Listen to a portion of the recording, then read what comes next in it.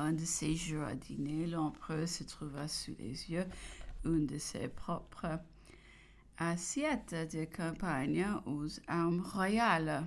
Comme ils m'ont gâté tout cela, dit-il en expression bien autrement énergique il ne peut s'empêcher d'observer que le roi était bien pressé de prendre possession de ces objets qu'à coup sûr il ne pouvait réclamer cette argenterie comme lui ayant été enlevée, qu'elle était bien incontestable à lui. Napoléon, quand il monta sur le trône, il ne s'était trouvé nul vestige de propriété royale en le quittant. Il avait laissé à leur 45 millions d'argenterie et peut-être 40 ou 50 millions de meubles, le tout de ses propres deniers provenant de sa liste civile.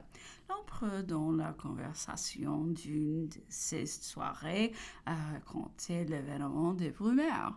J'en supprime ici les détails parce qu'ils ont été dictés plus tard au général Gourgaud et qu'on retrouvera l'ensemble de ces grands événements dans les mémoires. Sieyès, qui était un des consuls provisoires avec Napoléon et qui, à la première conférence, les vit discuter les finances, l'administration, l'armée, la politique, les lois sorties déconcertées, et que redire à ses intimes en parlant de lui. Messieurs, vous avez où mettre cet homme, sais-tu, veux-tu et peux-tu? J'étais à Londres à cette époque et je disais à l'empereur que nous y avions conçu de grandes espérances et que nous avions beaucoup compté sur les 18 Brumaire et sur son consulat. Plusieurs de nous qui avions connu, j'ai dit, Monsieur de Beauharnais, partiront aussitôt pour Paris dans l'espoir de parvenir par elle à exercer quelque influence ou imprimer quelques directions d'affaires qui se présentaient sans une face nouvelle. Nous pensâmes généralement dans le temps que le premier consul avait attendu des propositions de nos princes, nous nous appuyions sur ce qu'il avait été assez longtemps sans se prononcer à leur égard. Ce qu'il avait fait plus tard dans une proclamation d'une manière accablante, nous attribuons ce résultat à la gaucherie et à la brutalité de l'évêque d'Arras, les conseillers, les directeurs suprêmes de notre affaire, qui du reste de son propre aveu opérait les yeux fermés, se vantant de n'avoir pas lu, disait-il, une seule gazette depuis nombre d'années, depuis qu'elle ne continuons que les succès ou les mensonges de ces misérables.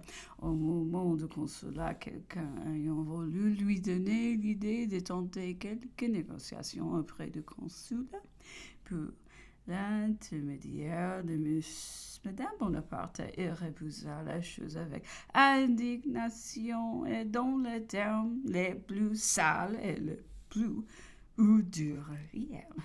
oduriers.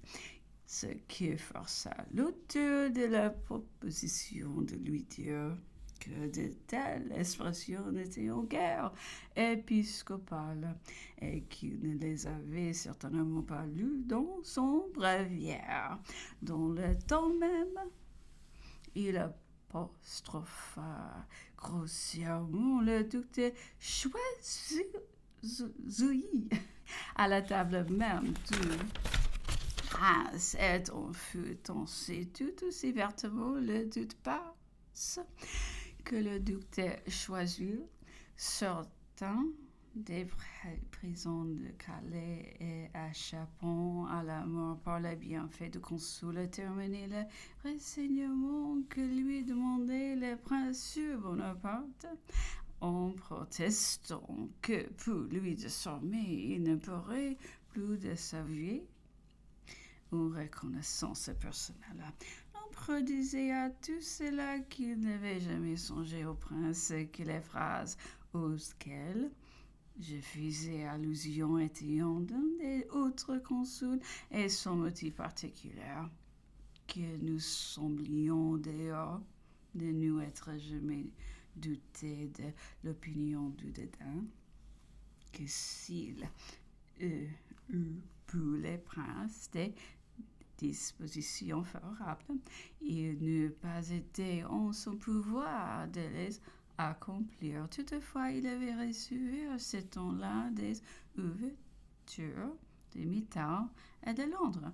Le roi lui écrivit, disait-il, une lettre qui lui fut remise pour le brin, lequel tenait de l'abbé de Montesquieu, agent secret de ce prince à Paris. Cette lettre extrêmement soignée disait: vous tardez beaucoup à me rendre mon trône. Il est à craindre que vous ne laissiez écouler des moments bien favorables. Vous ne pouvez pas faire le bonheur de la France sans moi. Et moi, je n'ai puis rien pour la France sans vous. Hâtez-vous donc et désignez-vous même toutes les places qui vous plairont pour vos amis. Le premier consul répondit: j'ai reçu la lettre de votre Altesse royale. J'ai toujours pris un vif intérêt à ses malheurs et à ceux de sa famille. Elle ne doit pas songer à se présenter en France. Elle n'y parviendrait que sur 100 000 cadavres. Du reste, je m'empresserai toujours à faire tout ce qui pourrait adoucir ses destinées et lui faire oublier ses malheurs. L'ouverture de monsieur le comte d'Artois, en plus d'élégance et de recherche encore, il dépêcha la duchesse de Guiche, femme charmante, très propre pour la grâce de sa figure, a mêlé beaucoup de traits à l'importance de sa négociation.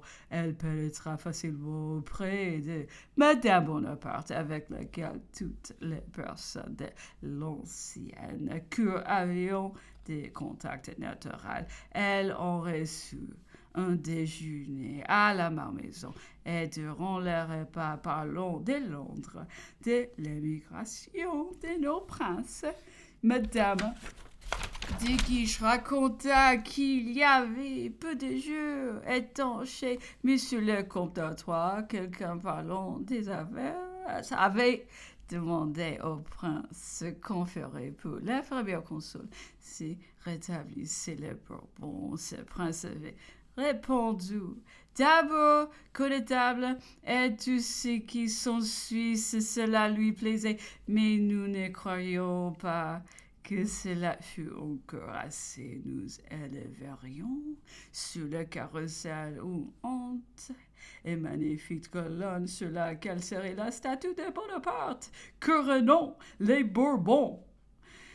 Les premiers consuls arrivant quelque temps après le déjeuner, Joséphine n'eut rien de plus pressé que de lui rendre cette circonstance. Et as-tu répondu, lui dit son mari, que cette colonne aurait pour piédestal le cadavre du premier consul? La jolie duchesse était encore là. Les charmes de sa figure, ses yeux, ses paroles étaient dirigés au succès de sa mission. Elle était heureuse, disait-elle. Elle ne saurait jamais assez reconnaître la faveur que lui procurait en ce moment Madame Bonaparte de voir et d'entendre un grand homme, un héros. Mais tout fut en vain. La duchesse de Guiche reçut dans la nuit l'ordre de quitter Paris. Les charmes et l'émissaire étaient trop propres à alarmer Joséphine pour qu'elle insistât ardemment en sa faveur. Le lendemain, la duchesse de Guiche était en route pour la frontière. Du reste, les bruits courus plus tard, disait Napoléon, que j'avais fait à mon tour au prince français des propositions touchant la cession de leurs droits ou leur rénonciation à la couronne, ainsi qu'on s'est complu à la consacrer dans des déclarations pompeuses répandues en Europe avec profusion, et n'en était rien. Et comment cela aurait pu être roi qui ne pouvait régner précisément que par les principes qui les faisaient exclure, celui de la souveraineté du peuple? Comment aurais-je cherché à tenir deux des droits que l'on proscrivait dans leur personne? C'était, mais presque moi-même le contraire. Sans eux était trop lourd d'absurdité, trop criante, elle mieux noyée pour du jeu dans l'avenir. Aussi directement ni indirectement, de près ni de loin, je n'ai rien fait que puisse rapporter à cela. C'est ce qu'auront pensé sans doute dans le temps les gens réfléchis que m'accordèrent de n'être ni fou ni imbécile.